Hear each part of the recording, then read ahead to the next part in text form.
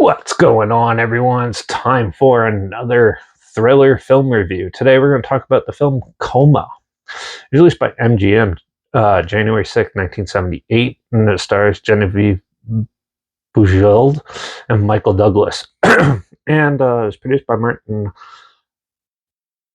Ehrlichman and written and directed by Michael Crichton, who did films like Westworld,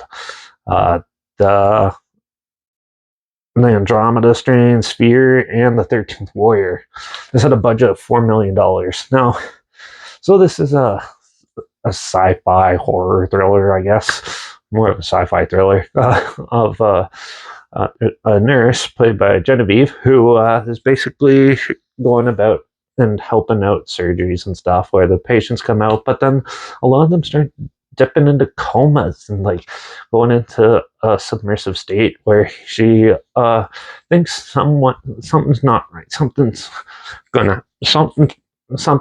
or some company's behind this. So she starts digging in and uncovers a darker secret that the hospital's trying to keep, where they take some of the coma patients to out of another site where they keep them in suspended animation, I guess you could say.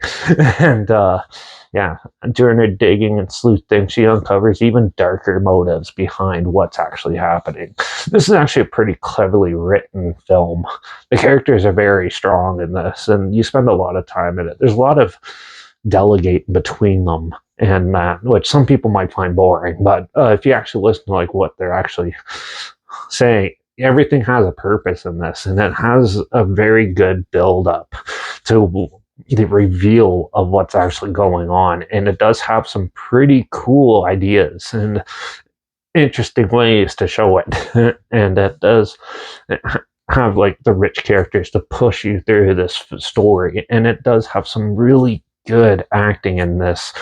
The effects in this is actually really decent too, especially like the set designs and everything looked really well done for a 1978 movie. And obviously, you couldn't have these really well crafted characters, a good story and stuff without the writer of Jurassic Park, the book, Michael Crichton. So, yeah.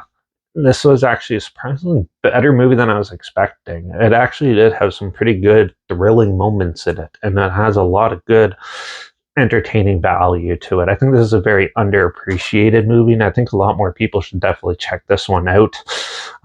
It does have a lot of good stuff. Don't go in there thinking it's going to be scary or anything. It's more of a crime thriller, pretty much, with a little sci-fi twist in it and stuff. And it does have some very well crafted scenes in it and stuff. It does get a little slow and a little dull in some scenes. The music's not that doesn't complement as well. It's very a little dated, I thought, but I still think this movie is actually a pretty strong thriller, and I think more people should recheck it out or check it out if you haven't seen it, because this is definitely one of those cult following type of movies, and a lot more people should definitely check this one out. So, Coma, I'm going to give this film a 4 out of 5. It was really cool and entertaining, and overall, I thought it was way better than I was expecting. So, if you want to check it out, I'm not sure where it's streaming or anything, but I'll at least link the trailer down below so you can see what I'm talking about down there. Also, link down below is my Instagram. That's where I post clips of films I'm going to review in the future on my stories with the film title in there and some fun factor history thing in there as well.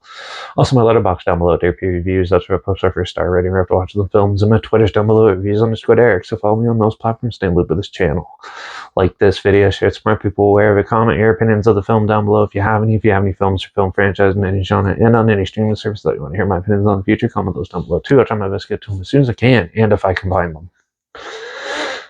Now, make sure you subscribe. Hopefully we can find something weird, obscure, and odd they probably never thought of checking it together, and also hear my opinions on popular films that have come out, classic films, and reviews on other things as well. And don't forget to ring the bell, because, well, we're gonna dip into a franchise I haven't talked about in a long time, because I only reviewed the first one like back when I started YouTube, like 5-6 years ago. And we're gonna talk about Dragonheart. We're gonna do the sequel, Dragonheart: A New Beginning, in the next review. So make sure you tune in for that. Watch out for those evil doctors slipping us all into comas and trying to harvest us. And I guess I'll see you all in the next review. So until then, cheers.